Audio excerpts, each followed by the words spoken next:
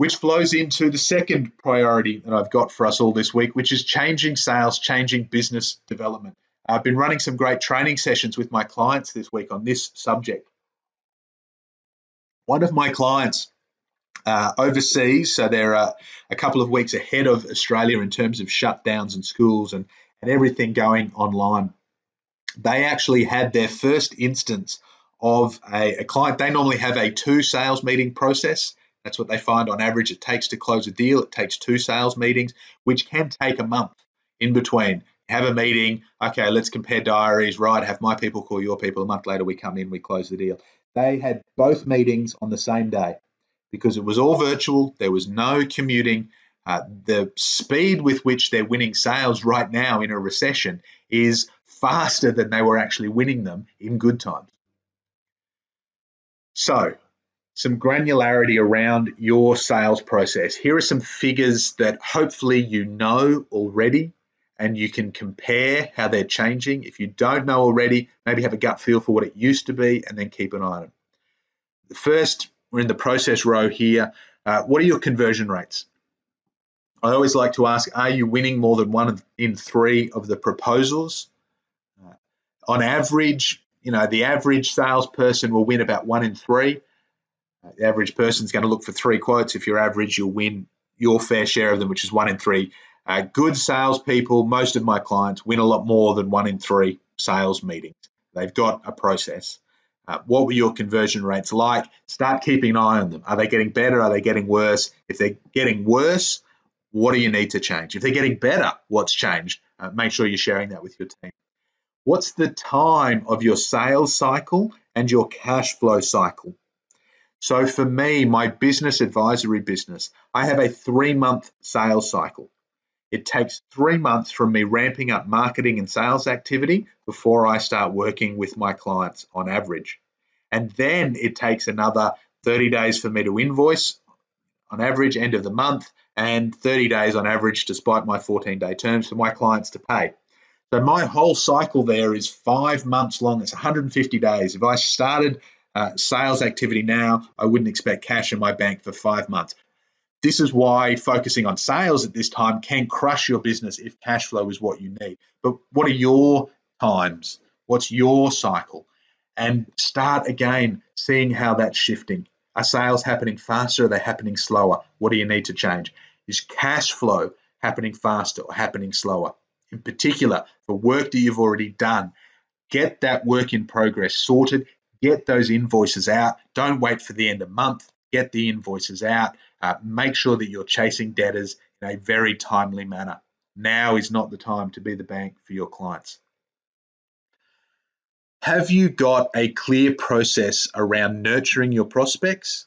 And have you got a clear sales meeting process for when you're sitting in front of, virtually or otherwise, a potential client? And for those of you who do have e-commerce businesses, online businesses, maybe you sell a lot digitally, you will definitely have a nurture sequence, and you will also have that sales meeting process is your landing page, it's your squeeze page, it's the order page where people are going to buy. Have you got a clear process for how that runs, how that is built? When I talk to business owners and sales teams who have the 1 in 3 or below, they don't have a sales meeting process. If you want a sales meeting process, the download page for this week's webinar on my website will have a link to a specific video where I explain mine. It's called the Gratitude Sales Model. I also detail that in my book, my most recent book, which came out in January. That book, incidentally, it's called the Startup Business Guide. Right now, there's a lot of startup businesses, a lot of new businesses. There's a lot of you who will be creating new products. You're essentially creating a new business. So don't be put off by the fact that that business targets startups. You are a startup. And if your business is starting to struggle, it may be because you didn't implement some of the things that we recommended for new and young businesses. So the startupbusinessguide.com, it's got a lot of detail around marketing, sales, nurture sequences, and the gratitude sales meeting model. Use of technology. There's an awful lot. I'm not going to go into, there's a lot of webinars, a lot of discussions. I'm putting together a checklist for some clients, for example, around how to use technology like Zoom in a sales meeting? What's different? What's the same? For me, the main difference is in a feeling space. It's harder to gauge feelings, to gauge body language. It's harder for me to hold the space in a remote sales meeting. However, there are some incredible advantages. Being able to share screens, being able to do it without a commute. There's a whole lot of benefits to doing sales meetings technologically. Across all of these, the key message in that process space is, what are you doing? How is it working? Do you know? And if it's not working and not working well enough, what do you need to tweak? If you've got a big enough team, be sharing these conversations. What did you do last week that worked? Or what could you do better? What could do differently? What are we all learning? We're all in this together. Style. The style of your sales meeting has to change in these situations. Right now, your clients are looking for leadership. Assuming they're not in New Zealand, they're not getting it from their government, and they will be feeling lost. They will be feeling at effect, and they will be looking for a leader to help guide them through what we're going through. So connection and direction is two key themes for your sales process. Connection is that empathy piece. What are you experiencing? How are you feeling? Here's what I'm seeing. Are you seeing the same thing? Never more than now do we need to be clear that this is a human-to-human relationship. Find that connection, build that connection, and then give direction. My sales process historically has tended to be fairly relaxed. My business is at a point where I'm not chasing new advisory clients, and so the ones that I get through referral, I don't need to push them. I don't need to do the hard sell. And I'm not encouraging you now to do the hard sell. I'm just pointing out that you need to connect the dots more clearly now than perhaps you are used to. Where in the past you might have put a proposal in front of a client and let them think about it, right now you need to be very specific about the next steps. This is what we are going to do with your business, is what we're going to do with your life, your family, your will, your superannuation, your rental property. This is what we're going to do. This is the outcome that you can expect. This is how much it's going to cost. This is the return you're going to get on that investment. These are the benefits that are relevant to you. And as always, linking those back to that connection piece, what is actually important, what really matters to this person. You may need to tell some prospects that they're idiots right now. Use your own language, but as I talked about in those three types of businesses, the dive, the survive, the thrive, there's a lot of people who are panicking right now and are buying into the panic or ignoring it, hoping it goes away. You have a duty of care as a salesperson, as a business development manager, to pull them out of that, to give them a metaphorical slap around the face and say, no, it doesn't have to be that way. Again, in good times, people are making silly decisions. They might work out. You don't know everything about their business. Maybe there's some things you're not aware of, and that is actually the right decision for you. Right now, show some leadership, be clearer, be more direct. So your style of sales is probably going to change. The product, the packaging, again, talk about this for a month. Maybe you have an entirely new product right now. Mr. Books here in Brisbane, they're the florist that we tend to use for a lot of gifts, thank you gifts, birthday gifts. They are not doing flower delivery right now, they're doing fruit and vegetable delivery. We hear trades who are shifting to DIY. If we can't come out to your home, here's how we can help you do it yourself, and of course, ship you the products that you might need. What you're selling right now may be an entirely new product. It may be a pivot. It may have changed. You're going to respond. Obviously, that makes your sales process different. Don't forget as well something we touched on last week, bundling versus unbundling. You may have a product at the moment which is a whole lot of different services that you provide, great value, as a single bundle of package, bundle of services. Right now, maybe you need to unbundle that.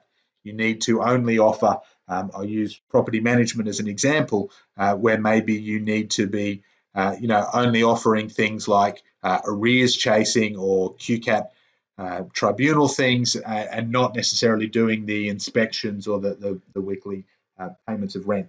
Look at how you can unbundle your products and services. That may lower the price, may make it easier for somebody to buy right now. Similarly, if you've got a whole lot of different services, now might be the right time to bundle them together to be able to show a whole lot more value. And again, perhaps at a lower price, perhaps at a higher price, perhaps your price doesn't change. Your just value proposition shifts because you're being clearer and more direct about these are all the things that we will come in and do. We used to give people a shopping list. Right now, people don't have time to decide. You need all of this. Let's get started. The last point around how your sales might have changed is the pricing question. You may have seen my LinkedIn, Facebook, Twitter, I put out this week the question, did you register as a charity recently? I got a few people who sort of thought for a moment that they should, that I was sort of saying that there might be some extra government benefits if they did register as a charity. Have I missed the time to do that? What I was getting at is that we are in business. Money is energy. We're all going to need energy to get through this, just to survive. And certainly the businesses that are going to thrive through the next 2 years plus are the ones that are going to keep the energy flowing. And that means they're going to keep the money flowing.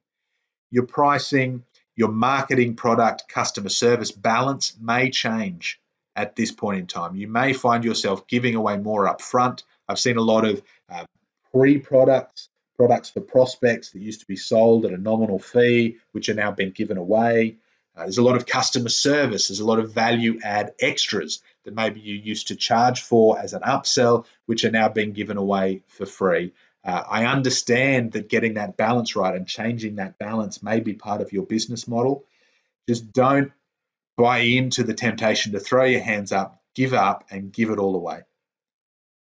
How your business and how you as a business owner and leader respond through particularly the next 3 months, but over the next 2 years plus, is going to dictate the base platform from which your business grows for the next decade. If you start giving things away, if you start undervaluing your expertise, undervaluing your team right now, then you're setting yourself up to continue that, to carry that forward for the next decade. So yes, absolutely, it's easier to work for free right now. You don't have to do much of a sale if you're going to work for free. That is not good behavior, good business practice for the long-term future of your business and for your brand. If people remember you as the person who did things for free, if you're a premium service, that's going to jar at some point when you have to stop doing them for free. So I'm not saying don't be generous. Generosity is one of my values. You can combine it with transparency. Be clear about where your business is at. You didn't become a charity. Don't fall into that trap over the next few months. And please do share. We'll put out a question next week around how people are seeing sales changing in their business. I'd love to hear what you're seeing and experiencing and share some more of my feedback as I talk to more and more businesses.